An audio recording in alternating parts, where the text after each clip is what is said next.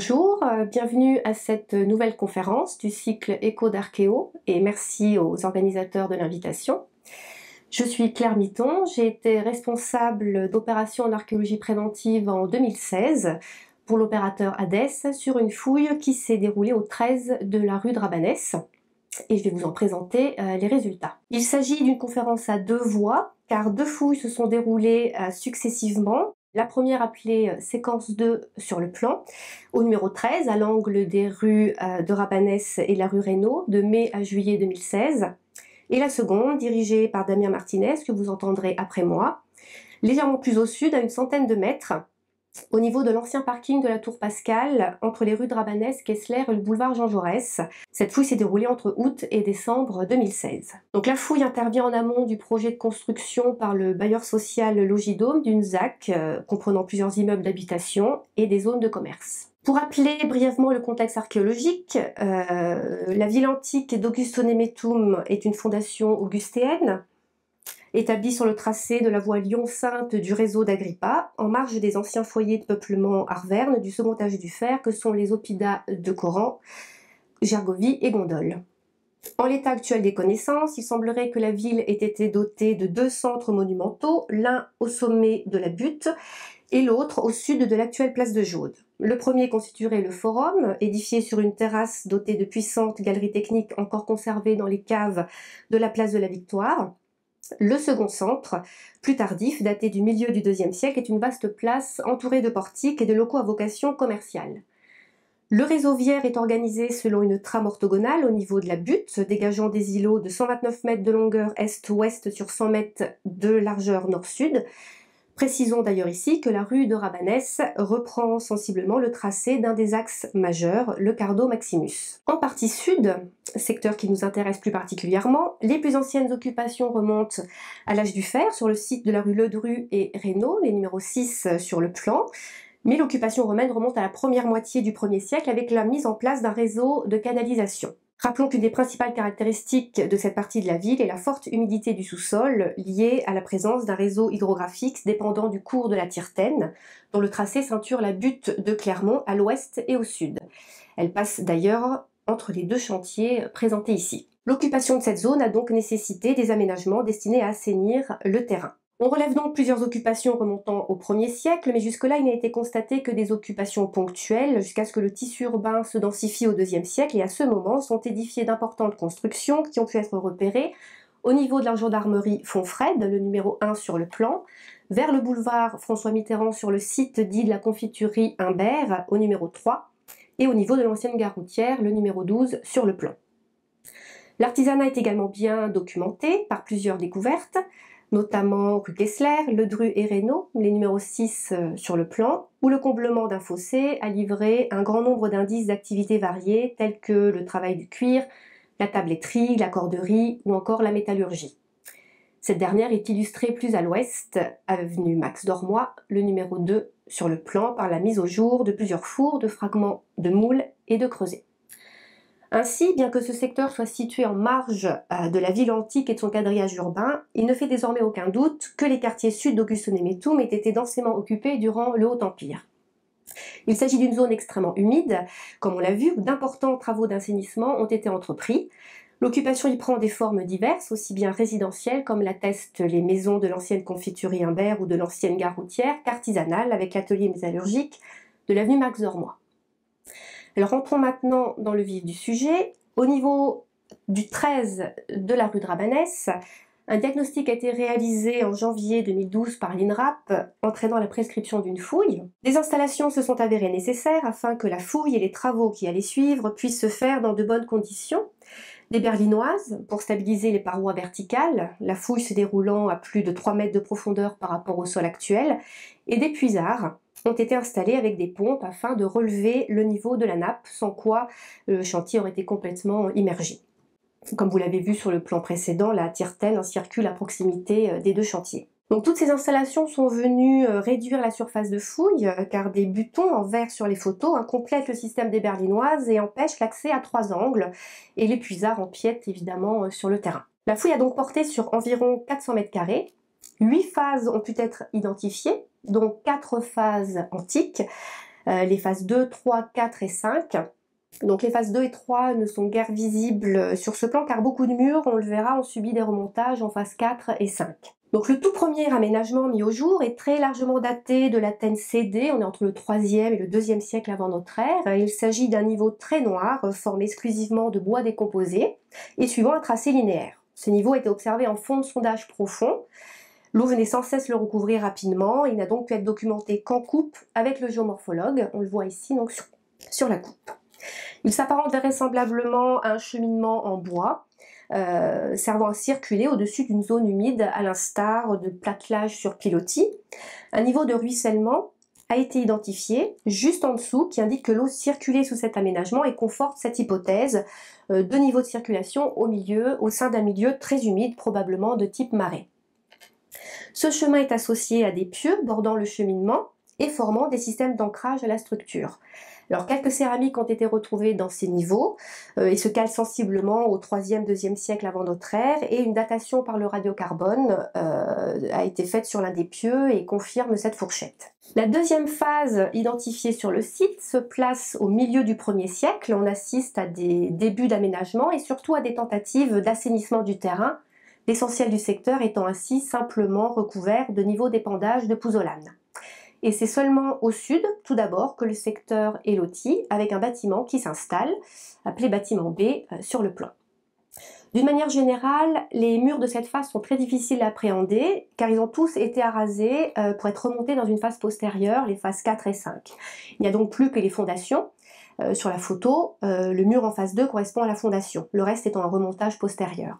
Et l'observation est rendue difficile en raison d'un dépôt d'oxyde de fer lié au battement de la nappe phréatique.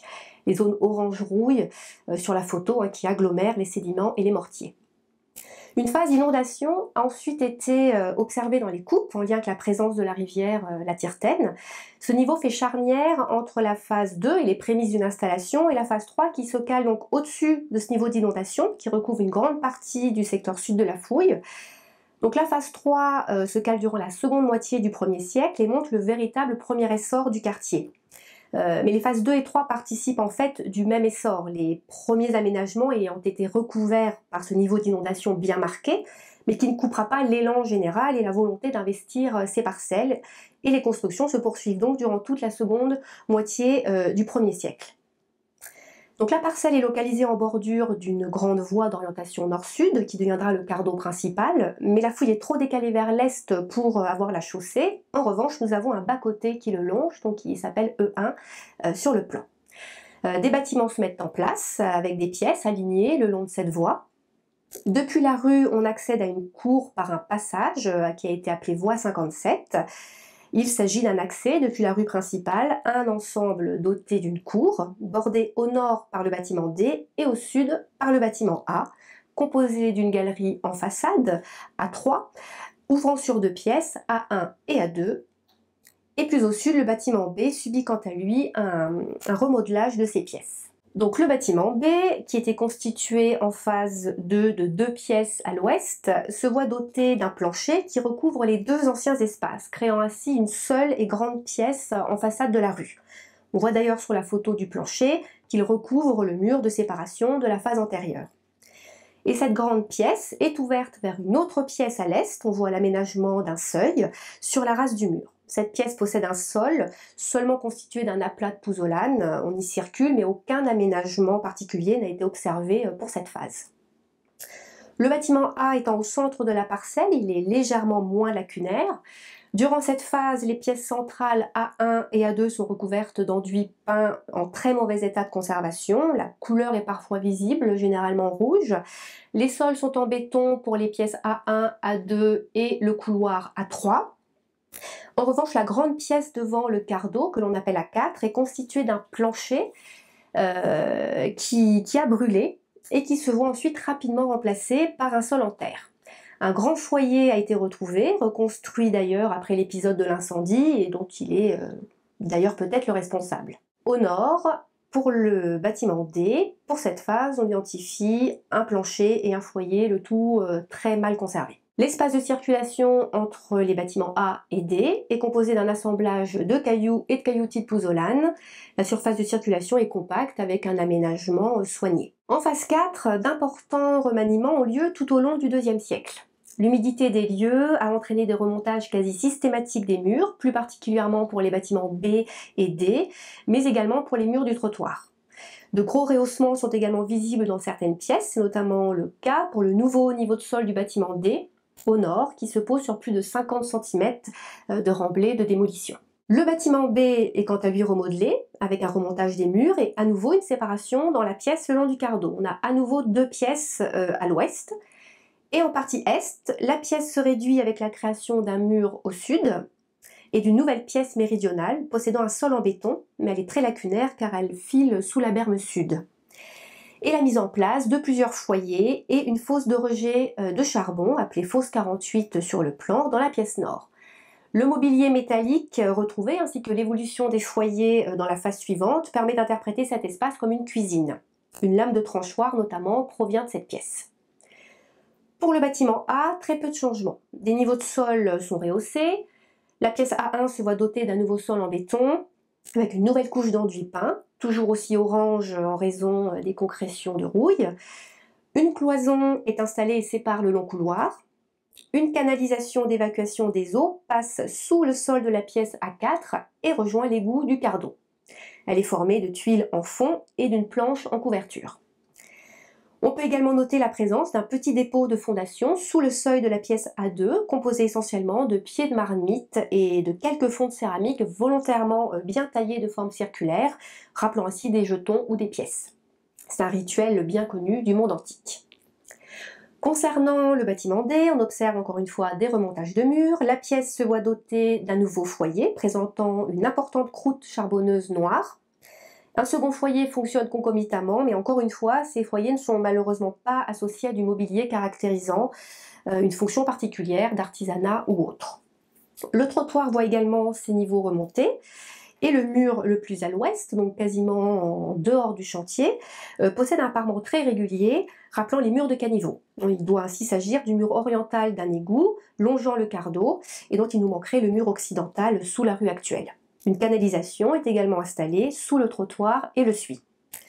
Dans l'espace de cours entre les bâtiments A et D, on voit se mettre en place un nouveau niveau de circulation qui se superpose au précédent, avec une canalisation et un bassin ou un petit puits, ce dernier récupérant notamment les eaux de ruissellement de cette cour via une petite rigole. La canalisation s'installe dans le niveau préparatoire et se fait recouvrir par le niveau de circulation. Elle est formée d'une succession de plusieurs tronçons de chaînes évidées et formant un creux. Les tronçons sont joints par une frette en fer. La partie orientale est mieux conservée et permet d'observer des bois d'une section polygonale, section caractéristique de l'utilisation du chêne. Et durant cette phase, on commence d'empiéter sur ces espaces de circulation. Un nouveau bâtiment s'installe, mais l'on entrevoit seulement deux murs, le reste étant en dehors de la zone de fouille. En phase 5, on assiste à un important remodelage du quartier, on est fin 2e, 3e siècle. Si l'on remet le plan de la phase 4 pour bien comparer, on voit nettement un remodelage important avec de nouvelles pièces au nord qui empiètent vraiment sur l'espace de circulation, le bâtiment A qui possède un nouveau plan et des plots qui s'alignent le long du trottoir, indiquant la présence d'un portique couvrant ainsi cet espace bordier. Au sud, les modifications sont très minimes. Le bâtiment B voit seulement aboutir la forme finale de son four en forme de fer à cheval dans la cuisine. Et le mur sud est remonté, on le voit sur la photo, un nouveau mur se superpose au précédent qui a été arasé. Au nord, le bâtiment D est doté d'une nouvelle pièce avec un sol en béton. Parmi le mobilier, toujours rare de manière générale sur le site, on observe cette fois-ci du mobilier de stockage en verre. La pièce à l'ouest est en partie détruite par un incendie, et donc un nouveau niveau de sol s'installe avec un très grand foyer qui se superpose au précédent. La mise en place du portique nécessite un remontage des murs. Les piles sont formées d'une fondation constituée de gros fragments de terre cuite architecturale permettant sa mise à niveau avec les dés chapeautant les piles. Les dés sont généralement formés d'un ou deux gros blocs d'arcose et un mortier ocre rosé vient lier tout cela. Une canalisation, enfin, d'adduction en sapin a été découverte. Elle provient directement de l'égout situé au niveau du cardo et passe sous une couverture de bois qui protège l'ensemble. Des changements majeurs interviennent au niveau du bâtiment A. la cour au nord se rétrécissant et se décalant au sud, cela entraîne de nouvelles circulations au sein du bâtiment. La pièce ouest, en bordure du quart d'eau, est toujours dotée d'un sol en terre et un très grand foyer se met en place. Une meule domestique provient de cette pièce. La pièce à l'est est recouverte d'un sol en béton en très mauvais état. Et il n'y a plus le large couloir qui communiquait avec les deux anciennes pièces. On accède désormais au bâtiment seulement directement depuis le quart d'eau et la pièce ouest, en tout cas pour ce qu'on en voit. La partie orientale du bâtiment nous échappe. Et le couloir est remplacé par un étroit passage aboutissant à un escalier desservant un étage. Cela concorde avec les observations de la rue. Le portique se met en place avec des plots servant de support à des poteaux en bois qui permettaient de soutenir des pièces d'étage en avant sur la rue, comme le montrent de très nombreux exemples dans les villes de Gaulle comme à Limoges dont ce dessin est issu. Et on voit également sur ce site un schéma montrant le mode de couverture d'un égout ressemblant à ce qui a été retrouvé rue de Rabanès. Donc cette phase consiste en un vrai réaménagement du quartier avec une modification importante des secteurs de circulation, un décalage de la position de la façade nord du bâtiment A et l'aménagement de nouvelles pièces empiétant sur les espaces de circulation précédents. On peut noter que sur le site de l'ancienne gare routière, après un premier habitat qui s'installe au IIe siècle, les parcelles sont complètement réaménagées au IIIe siècle, donc cette phase semble trouver un écho plus largement dans l'environnement immédiat. Alors au niveau des interprétations, on est face à un manque de mobilier qui n'aide pas à comprendre les espaces. Les grandes pièces le long du quart d'eau sont d'un accès aisé à pied ou en chariot, au vu de l'anthrax des pieds droits en phase 5. Mais aucun élément permet de préciser l'activité, transbordage, stockage, commerce, artisanat, accueil divers, peut-être tout cela en même temps. On remarque seulement que les niveaux de sol étaient tout d'abord des planchers, qui seront ensuite, pour ce qui est des pièces le long de la rue, ils seront ensuite rapidement remplacés par des sols en terre. Le premier étant, on a vu le bâtiment A suite à un incendie, et les autres pièces suivront légèrement décalées. Il se peut que durant la première phase d'installation, les pièces ne soient pas complètement ouvertes, voire pas ouvertes du tout sur la voie. Puis, avec le développement urbain et donc également du trafic, ces espaces se transforment peu à peu en des lieux qui interagissent plus avec la rue, qui elle-même évolue. On a un accès facile des chariots pour alimenter les zones de stockage, notamment, comme c'est le cas par exemple des boutiques de Domus de nombreuses villes romaines comme à Lyon. Et les pièces arrière, on le voit ici, sont de manière générale plutôt composées de sols d'intérieur en béton. On aurait des espaces de vie plus soignés, probablement liés au domaine domestique et non plus artisanal ou commercial. Mais encore une fois, rappelons que notre fenêtre d'étude étant réduite, il paraît difficile de caractériser des modules fiables et des schémas types. À l'échelle du quartier, on a vu précédemment qu'avant le IIe siècle, on assiste plus à des occupations ponctuelles, aussi bien résidentielles que artisanales. On constate ici, nous, une densification de l'habitat dès la seconde moitié du 1er siècle. L'investissement de ce quartier semble donc progressif et des habitations viennent ensuite combler des espaces laissés libres, d'où des juxtapositions de bâtiments aux chronologies diverses.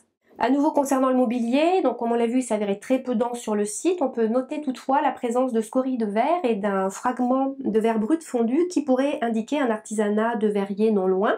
Les secteurs artisanaux, notamment ceux nécessitant un accès à l'eau important et occasionnant des nuisances, sont de bons marqueurs des franges urbaines, et si aucune de ces activités n'a été retrouvée sur le site, elle se devine en revanche à proximité.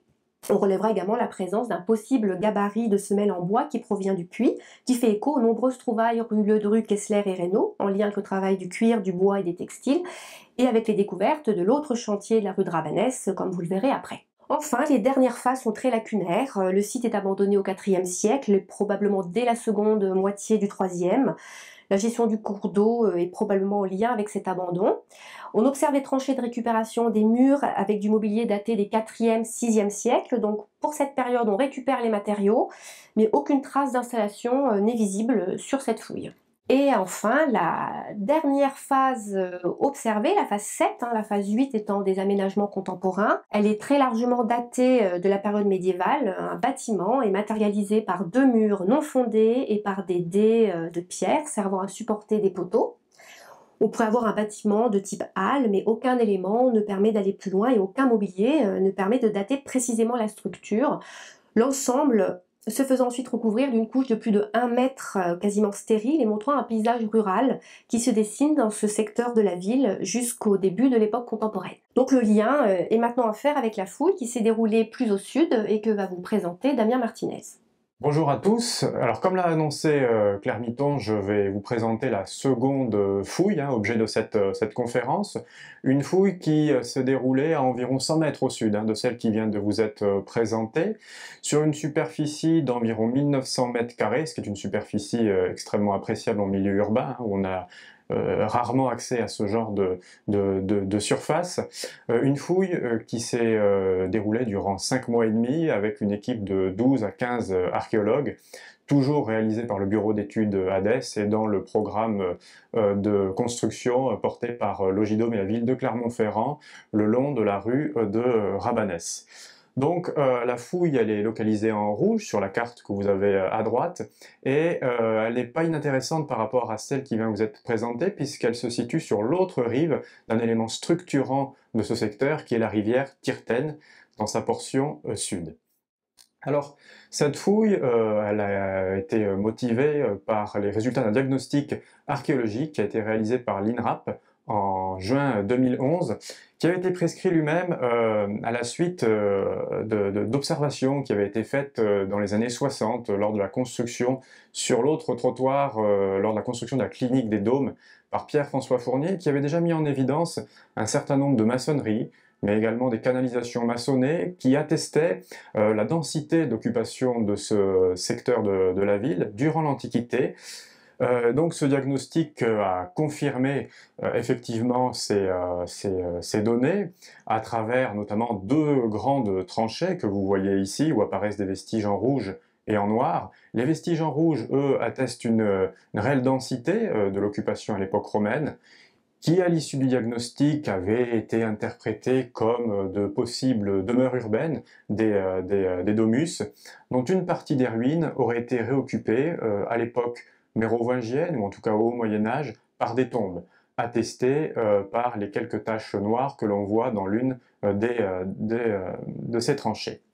Alors j'indiquais tout à l'heure la surface appréciable de notre prise de fouille, près de 2000 m², ce qui nous a permis aussi de documenter un point important de ce site, à savoir sa formation naturelle, la géomorphologie du terrain, notamment en lien avec cet élément structurant qu'est la Tirtène.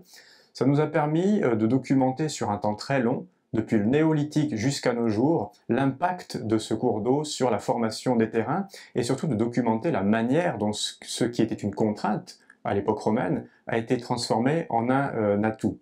Alors on observe, comme on le voit sur la photo de cette diapositive, ces niveaux naturels qui sont faits d'argile marno-calcaire, qui sont intercalés par des sables plus ou moins grossiers, qui sont déposés par les débordements successifs de la Tirtène.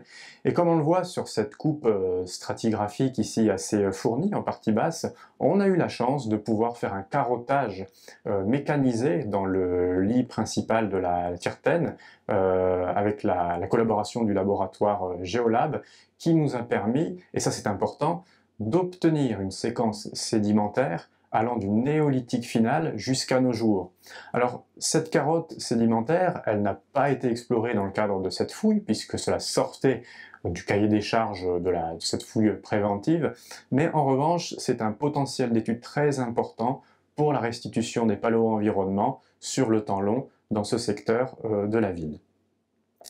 Alors, j'évoquais la question du néolithique, et il s'avère que nos fouilles ont pu mettre en évidence une occupation très ancienne de ce secteur-là, notamment à travers la présence d'une sépulture qui est au demeurant isolée, on le voit sur le terrain, mais qui en côtoyait probablement d'autres, mais les lessivages liés aux inondations, au débordement de la Tirtène en ont probablement fait disparaître.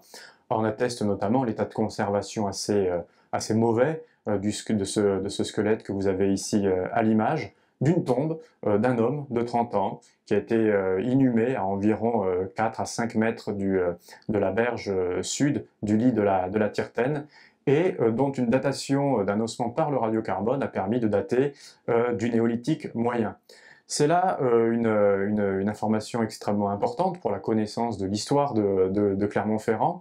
Alors, ce n'est rien d'inédit, puisqu'on connaissait déjà ce type d'occupation, mais essentiellement à travers du mobilier céramique, dans d'autres contextes de découverte au sein de Clermont-Ferrand, mais cela confirme l'importance de la densité de l'occupation humaine à cette période-là, sur le territoire de la commune actuelle de Clermont-Ferrand, mais aussi, comme on le connaît de manière un peu plus structurée au sud, sur les bords du bassin de Sarliève. Alors, après le néolithique jusqu'à la période romaine, nous n'avons aucune trace d'occupation et les premières installations concrètement attestées datent de la période romaine, en l'occurrence du 1er siècle de notre ère, et c'est le plan que vous avez ici à l'image, qui est matérialisé par plusieurs bâtiments relevant d'une occupation en lien avec une activité d'artisanat, de la métallurgie, des alliages cuivreux.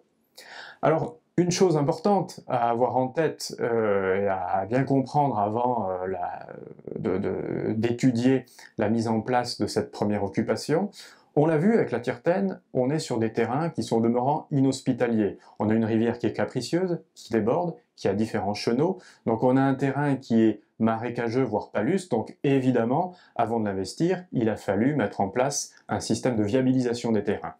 Et le dispositif qui a été mis en place, qui est d'ailleurs extrêmement efficace, est tout un réseau de drains qui parcourt quasiment l'intégralité de la parcelle, notamment en bordure du chenal de la Tirtaine, qui était là justement pour canaliser toutes ces eaux. Et en surface, dans les niveaux de circulation, on a apporté par endroits d'épais niveaux d'éclats de pouzzolane, tout simplement pour avoir la certitude d'avoir les pieds hors de l'eau. Donc, une fois cette viabilisation des terrains opérée, nos premières occupations ont pu être mises en place. Alors cette occupation, dont vous avez le plan ici à l'écran, est dans un premier temps assez déstructurée, dans le sens où on n'est pas encore, dans ce 1er siècle, dans une phase d'urbanisation concrète de ce secteur. On est vraiment à l'extérieur de la ville, ou tout du moins à l'entrée, avec un certain nombre de bâtiments donc, qui sont un petit peu à l'écart du tracé de la Tirtaine, qui est plus au nord, plus en haut sur le plan, mais qui semble se concentrer contre notre limite occidentale. Notre limite occidentale, où on a découvert un fossé sur tout du long, qui mesurait entre 1,50 m à 2 mètres de largeur. Et l'une des particularités de ce fossé est qu'au fond, on a retrouvé un système assez original, en tout cas rarement attesté, de petits arbustes disposés tous les 1,50 m environ, entre lesquels ont été découverts des piquets qui assuraient en fait une sorte de palissade, voire le soutènement d'une haie. Si bien que la présence de ce fossé et de cette palissade, de cette haie, nous met sur la voie, nous indique qu'on a probablement un axe de circulation sous l'actuelle rue de Rabanès dès le 1er siècle, même si pour cette phase-là, nous n'avons pas trouvé concrètement de niveau de circulation. Alors nos bâtiments de ce tout premier état, on est sur quelque chose, comme j'ai dit, qui est fait de briques et de brocs, et d'ailleurs on n'a pas les plans complets, pour la simple et bonne raison que la plupart de ces bâtiments ont été largement détruits lors des phases d'occupation postérieures, mais on arrive, bon gré mal gré, à restituer des emprises au sol. Alors on a tout type d'architecture, on a de petits bâtiments maçonnés, comme on voit sur la photo en haut à droite, et des architectures en matériaux périssables, comme on voit sur la seconde photo.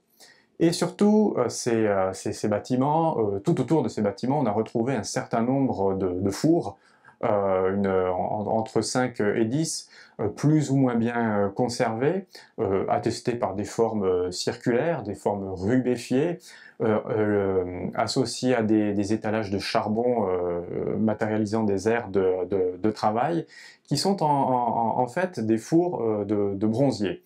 On a, nous allons le voir, un certain nombre de parois de fours, plus de 500 d'ailleurs, qui ont été découverts. Vous voyez sur cette image ici un fragment de tuyère, qui est un conduit d'évacuation des fumées, et surtout ce qui nous a mis sur la piste de cette interprétation d'un artisanat de la métallurgie des alliages cuivreux, et la découverte d'un nombre assez conséquent, assez important, de déchets de fabrication. Alors ces déchets, on en a différentes sortes. Je vous ai mis quelques chiffres, près de 5 kg de déchets de fabrication, à raison d'environ quasiment 3 kg de moules de fabrication d'objets. Et vous allez voir que les objets en question, on a pu en reconnaître un certain nombre, mais également des éléments de fabrication, correspondant à une quarantaine de creusets également qui ont été découverts, et puis différents déchets liés à différentes étapes de la chaîne opératoire de la métallurgie du bronze, à savoir des billes, des coulures ou encore des giclures, comme on le voit ici. J'évoquais précédemment le nombre de parois de four, c'est près de 700 fragments de parois qui ont été découverts. Mélanger à ça nos fragments de moules, nos nombreux déchets, la présence d'une activité de bronzier sur le site ne fait aucun doute. Alors, parmi les éléments saillants de cette activité, les nombreux fragments de creusets, de différentes sortes, de différentes formes, et notamment une forme que je ne rentrerai pas dans le détail, mais une forme en particulier, qui est celle qu'on appelle les creusets inversés, qui est assez intéressante, pour la simple et bonne raison qu'elle atteste d'une pratique assez accrue de refonte des objets en alliage cuivreux sur le site. Donc c'était l'une des spécificités de cet atelier.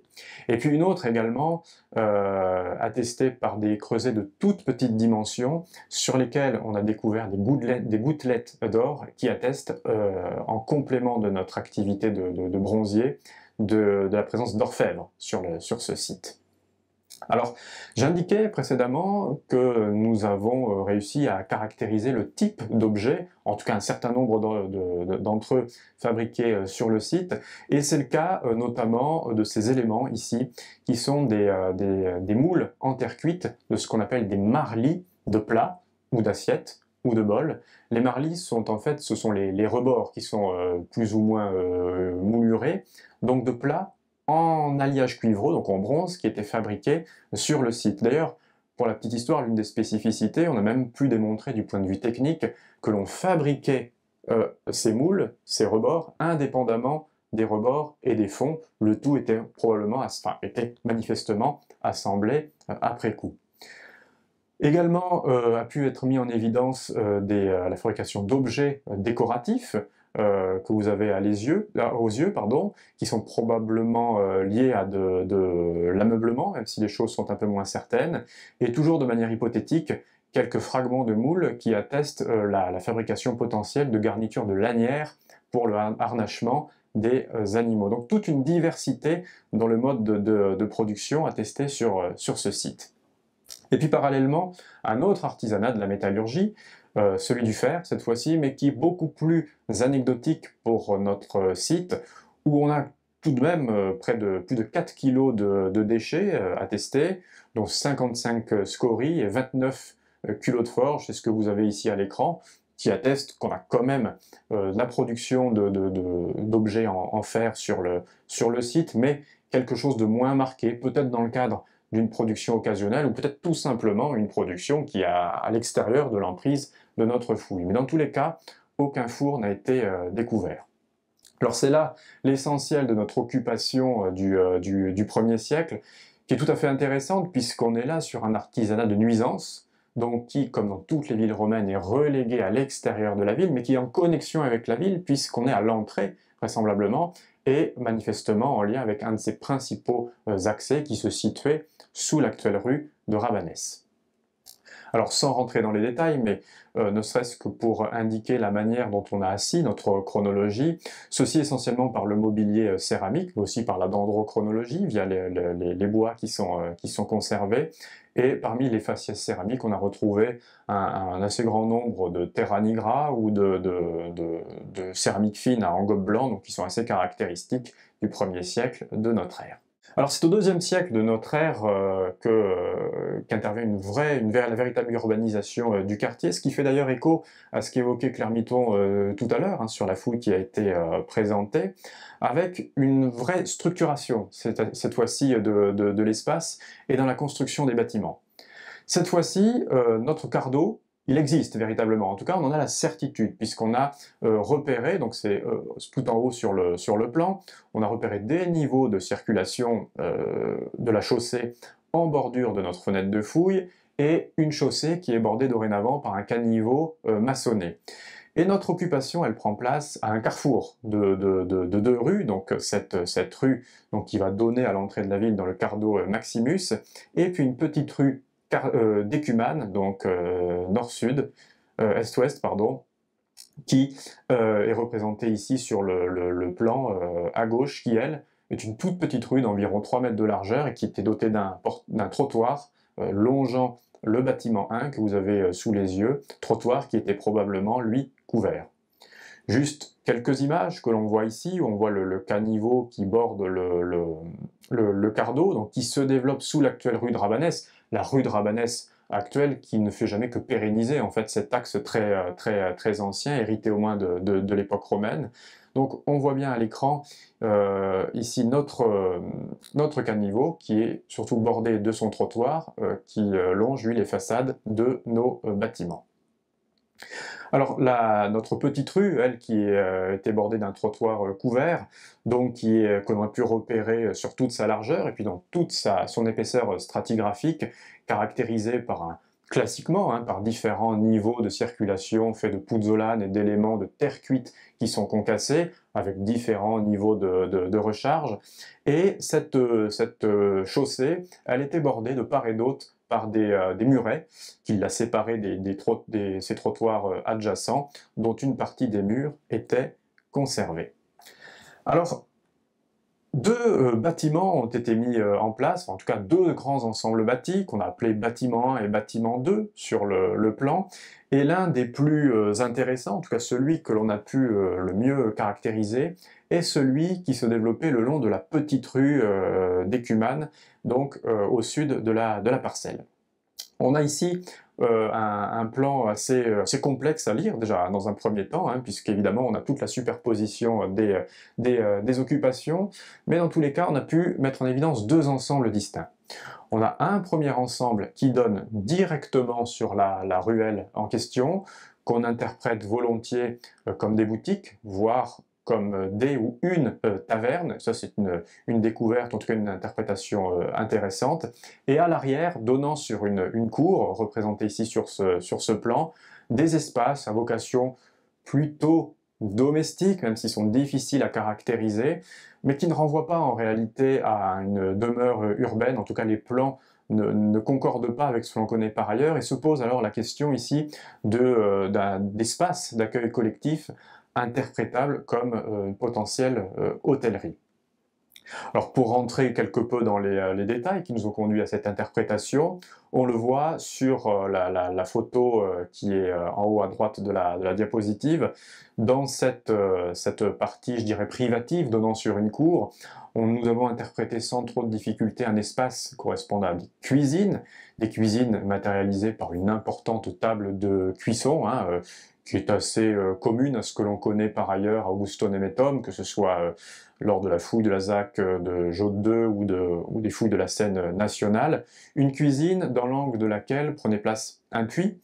Et la particularité de cet espace, du point de vue du mobilier, et notamment de l'assemblage archéozoologique, donc des ossements de faune, d'animaux qui ont été retrouvés, et que l'on a mis en évidence, en tout cas notre collègue archéozoologue, a mis en évidence la prépondérance de restes de viande de porc dans cet espace de cuisine, ce qui dénote assez par rapport à ce que l'on a observé par ailleurs du point de vue des assemblages archéozoologiques. Donc on a ici une cuisine avec des préparations spécifiques qui est jouxtée de part et d'autre par des espaces qu'on a du mal à identifier, faute d'aménagement et faute de mobilier significatif, mais qui sont assez soignés, qui sont dotés de sols en mortier, d'enduit peint probablement, et qu'on envisage, peut-être à défaut, comme des espaces de réception, ou voire de restauration.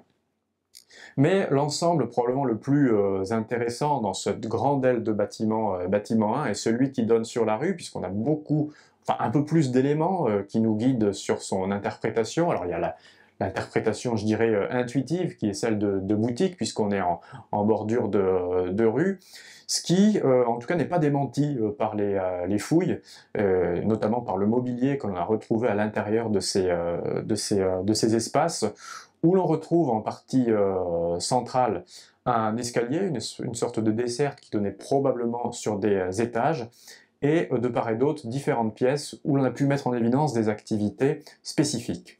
Là où j'ai indiqué avec un point d'interrogation taverne, on retrouve deux grandes plaques de cuisson assez imposantes, Et là, une nouvelle fois, c'est le mobilier qui vient qui vient à la rescousse de l'interprétation archéologique.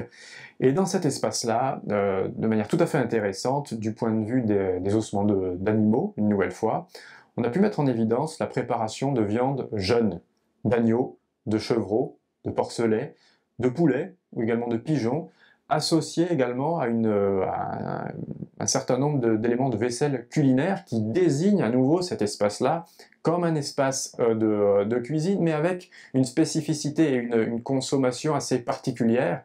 Le fait, cet aspect-là, combiné au fait ces pièces sont ouvertes sur la rue, nous invite sincèrement à y voir une taverne telle qu'on peut les voir et se les imaginer, par exemple à Pompéi.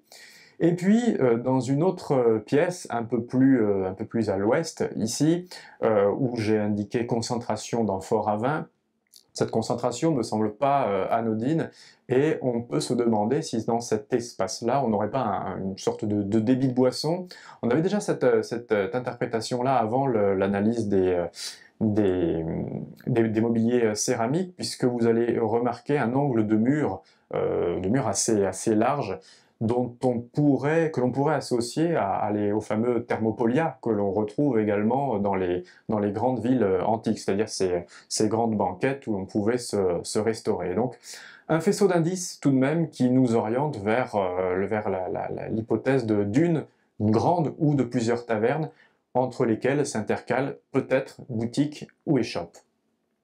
Alors je reviens sur ces éléments et notamment sur les mobiliers qui ont été trouvés dans ces espaces, et notamment pour en venir sur l'espace de cuisine dans l'un des puits.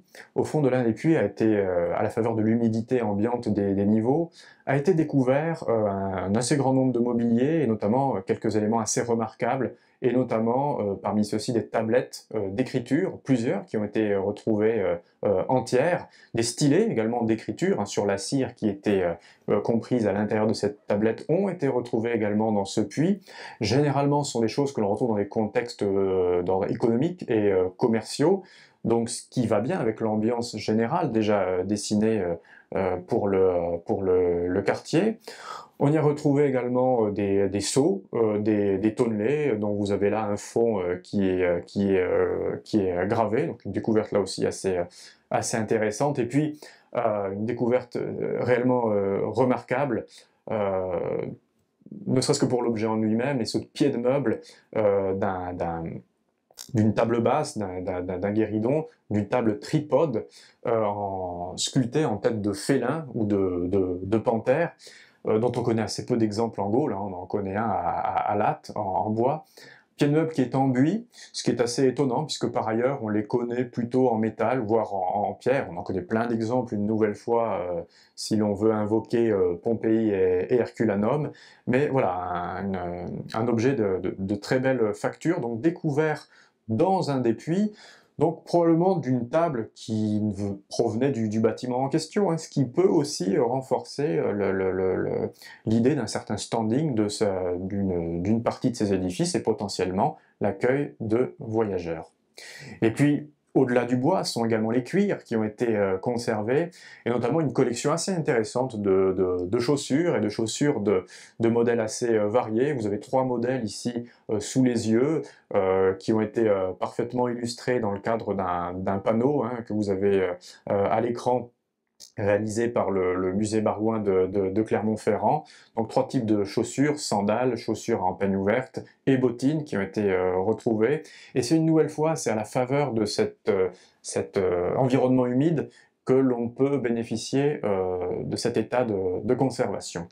Alors pour résumer, pour cette deuxième phase et pour ce bâtiment, cette aile de bâtiment qui est vraiment clé pour la compréhension du quartier, on s'aperçoit, et c'est tel que cela est représenté sur cette belle illustration faite par Pierre-Yves Videlier, que l'on a vraisemblablement sur la rue un système à la romaine, si je puis dire, avec des tavernes, avec des débits de boissons, avec probablement des boutiques qui donnent sur la rue, et puis à l'arrière, de manière beaucoup plus hypothétique, ce que l'on interprète volontiers comme une hôtellerie. Alors j'indiquais également que deux grandes ailes de bâtiments étaient construites à cette période-là. Un autre ensemble est bâti au nord de notre bâtiment 1, donc on a logiquement appelé notre bâtiment 2. Alors là les choses sont beaucoup plus floues parce que les vestiges ont été passablement détruits par les occupations postérieures, mais on retrouve un petit peu la même ambiance.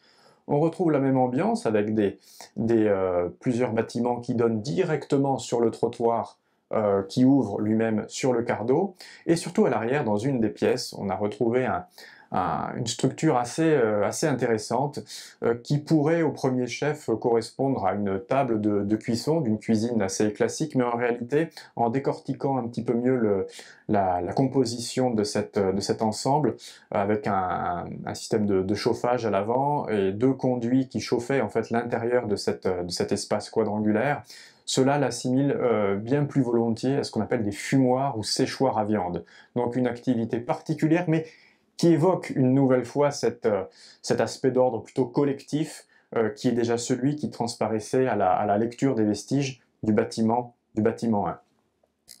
Alors, une nouvelle fois, c'est la céramique, mais aussi la datation par dendrochronologie des bois, qui nous donne des pistes assez précieuses en matière d'établissement de la chronologie. Donc on y retrouve, pour la céramique notamment, des céramiques sigillées dont le décor est assez caractéristique du IIe siècle de notre ère. Et puis, j'ai proposé cette planche aussi pour marquer la part importante des vases de stockage, amphores, amphorettes, et d'Olia notamment, puisque, vous l'aurez compris, le stockage était une préoccupation assez importante sur ce site. Alors dans le IIIe siècle, qui est l'évolution, qui est l'étape d'après, peu de modifications perceptibles, et celles qui ont lieu favorisent plutôt le second bâtiment que j'ai évoqué. Le premier lui change assez peu, moyennant quelques réorganisations et destruction de certaines pièces, mais dans le deuxième ensemble septentrional, en bordure de la Tirtène, toujours pour faire référence à cette notion de stockage assez prégnante, c'est un grand bâtiment en haut à droite du plan, dans le mont carré orange, d'une quarantaine de mètres carrés, qui est doté de deux annexes avec un plan qui évoque sans ambiguïté celui d'une grange, comme on en connaît beaucoup en Gaule romaine, et cet aspect de stockage qui a d'ailleurs été corroboré par la découverte de nombreux récipients de stockage, notamment d'amphores et d'Olia. On a de nouveaux bâtiments également un peu plus en bas du plan ici, le bâtiment 4, mais qui malheureusement n'ont pas pu être caractérisés, faute d'aménagement significatif et faute de mobilier caractéristique. Mais on peut peut-être y voir des espaces d'habitat ou peut-être des espaces en lien avec la Tirtène qui se développaient vraiment à proximité immédiate. Et puis, parmi les changements également dans ce bâtiment, notre fameux séchoir-fumoir est légèrement modifié, et renvoyé dans l'angle nord-ouest de l'espace 5 que vous avez au centre du plan, qui lui est agrandi et qui accueille probablement lui-même un espace de restauration. Donc à nouveau, toujours cette ambiance-là plutôt collective et qui va plutôt vers l'accueil de personnes extérieures. Alors, notre occupation antique, elle ne prend pas vraiment fin en réalité, et ça c'est un aspect vraiment important de cette fouille, puisque dans la plupart des fouilles d'Augusto Nemetum, dans beaucoup de villes antiques d'ailleurs, généralement on observe un déclin assez significatif, voire un abandon des sites à partir des 4e siècle. Ici, au contraire, dans ce qu'on appelle l'Antiquité tardive, au 4e, et voire plus vraisemblablement au 5e siècle, on a toute une restructuration du quartier. Et ça, c'est intéressant parce que ça marque déjà une continuité d'occupation qu'on n'a pas forcément ailleurs, et surtout la force d'attraction du Cardo, donc de cette rue qui passe sous l'actuelle rue de Rabanès, à cette période-là. Alors, d'ailleurs, on observe une réelle continuité même dans la topographie des occupations, avec notre mur qui séparait nos deux propriétés principales qui est conservée, et de part et d'autre, on vient construire de grands bâtiments, qui faute de mieux, on envisage, en tout cas près de la Tirtène, comme des entrepôts. Et puis de l'autre côté sud, là où on avait notre bâtiment 1 et nos activités commerciales, un autre édifice à au moins 3 nefs est construit, sans que l'on puisse malheureusement, toujours faute d'aménagement et de mobilier, le caractériser. Mais l'enseignement principal et qu'on n'a pas un abandon de cet espace-là, j'insiste là-dessus, mais vraiment une restructuration dans l'Antiquité tardive, et ce jusqu'à la période mérovingienne. Et c'est vraisemblablement au plus tard, dans le courant du 7e siècle, que nos bâtiments en question sont détruits, mais ils ne sont pas pour autant abandonnés. On assiste alors à la mise en place de tombes, de sépultures, donc d'une occupation funéraire, dans le courant du 8e siècle, donc qui est caractérisée par ce qu'on appellera des tombes en grappe. Et ça, c'est extrêmement intéressant.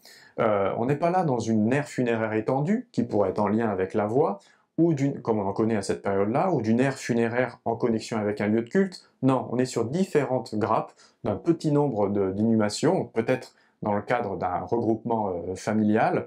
On en a ici dans les ruines du grand bâtiment de l'Antiquité tardive, près de la Tirtène. On a un peu moins d'une dizaine de tombes d'hommes, d'enfants et de femmes. Et puis une petite grappe de tombes ici dans l'extrémité nord de l'emprise de la fouille. Et en fait, cette occupation du Haut Moyen-Âge, il ne faut pas croire que ces tombes-là étaient isolées. Bien souvent, on assiste à un regroupement à cette période-là entre l'habitat et les zones funéraires.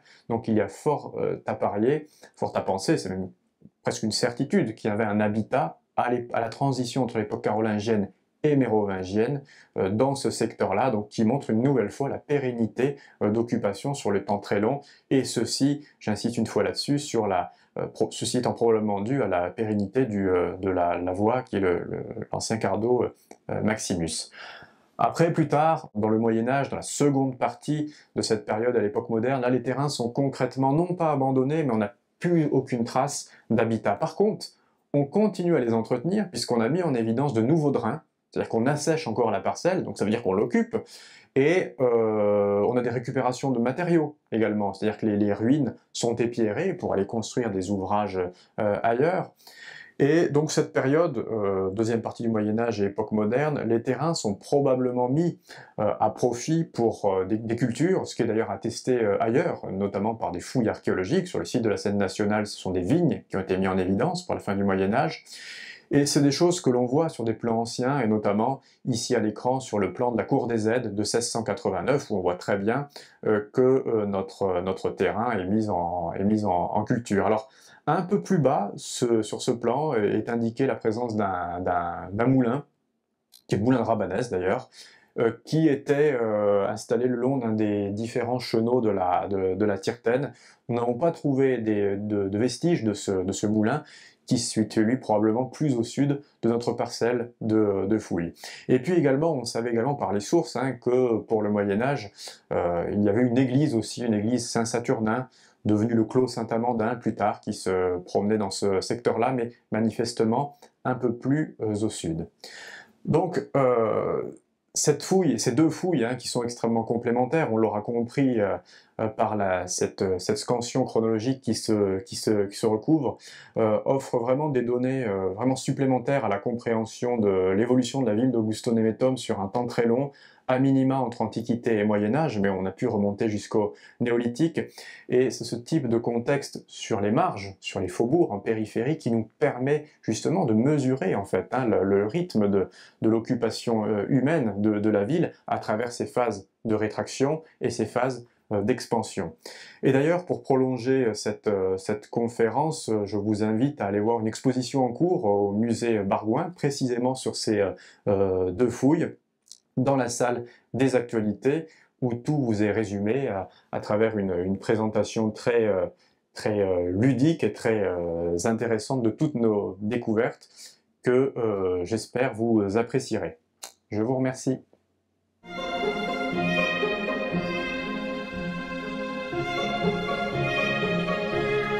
Ce quartier de Clermont Antique avait donc pour vocation d'accueillir les voyageurs qui arrivaient au sud de la ville.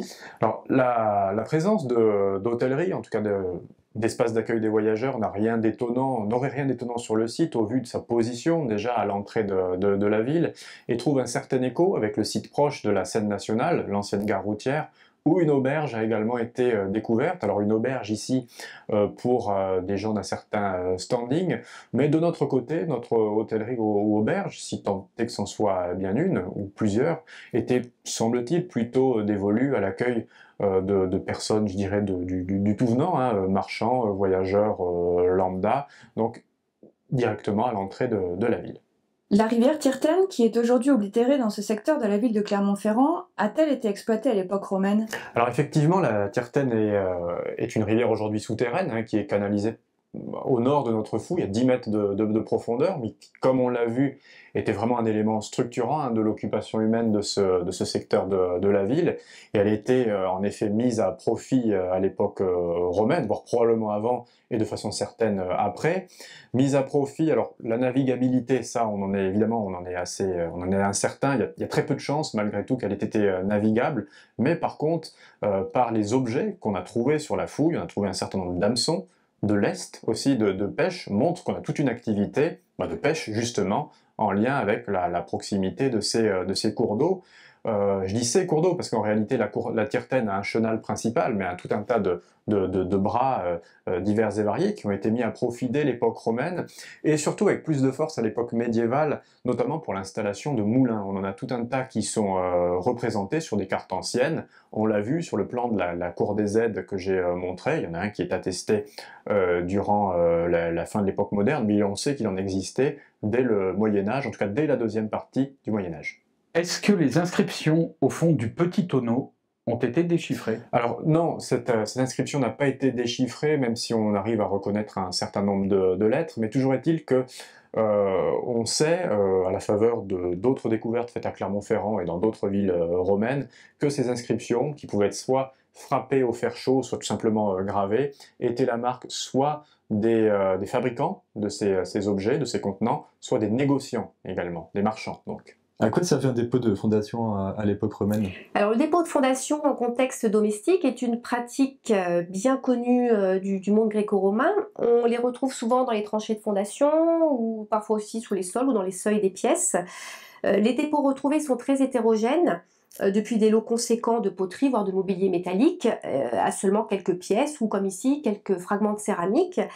Mais ils ont tous en commun d'associer le moment de la fondation d'une maison ou d'un espace à un rite de protection. Il s'agit de gestes de superstition et non d'un rituel religieux figé. On a plusieurs exemples. Par exemple, à Besançon, on a retrouvé un vase qui était retrouvé vide parce que le contenant devait être solide ou liquide et avait disparu, donc sous la cloison d'une maison. Et plus proche de nous, sur l'ancienne gare routière, le site de la Seine nationale, on a également retrouvé un vase au niveau d'un seuil. Et après, il existe des lots beaucoup plus conséquents, des dépôts beaucoup plus conséquents, notamment dans le sud de la France, par exemple sur le site d'Olbia de Provence. Est-ce qu'il existait des chaussures plus à la mode que d'autres à l'époque romaine? Alors, est-ce qu'il existait des chaussures à la mode à l'époque romaine? Alors, c'est assez difficile à dire, ne serait-ce que parce qu'on en trouve assez rarement. Vous avez vu qu'ici, c'est à la faveur de contextes de conservation assez exceptionnels, à travers l'humidité du milieu, que les cuirs sont conservés. Mais toujours est-il qu'on a certains types de chaussures qui sont assez caractéristiques de l'époque romaine au sens large, et dont une partie est représentée sur le site. C'est cette chance que l'on a.